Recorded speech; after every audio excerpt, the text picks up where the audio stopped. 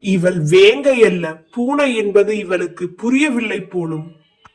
துள்ளி விளையாடும் பள்ளி குழந்தைகளின் கல்வியை கருவிலேயே கருக நினைக்க வைக்கும் உன் மூளையை மந்த மூளை என்றுதானே கூற வேண்டும்?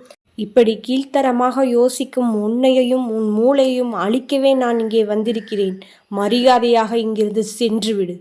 தேவசேனா, உன்னை பார்க்கும் போது எனக்கு மிகவும் வேடிக்கையாக உள்ளது. நான் உன்னோடு போர் செய்ய வேண்டும் என்ற எண்ணத்திலேயே உன்னை அணுகுகிறேன். ஆனால் நீ ஒவ்வொரு முறையும் அதை தவிர்த்து கொண்டே இருக்கிறாய். ஏன்? உன் நாட்டில் வீரர்களுக்கு என்ன பஞ்சமா என்ன? வாயை மூடு மூடனே. என் முன்னே இப்படிப்பட்ட வார்த்தைகளை நீ உபயோகிக்க நீ யோசிக்க வேண்டும். புரிந்து கொள். நான் இந்த சிறுவர்களின் முன் உனக்கு அளித்த வெகுமதியே போதும் என்று நினைக்கிறேன் தேவசேனா. உன்னை நினைக்கையில் எனக்கு சிரிப்பாக உள்ளது.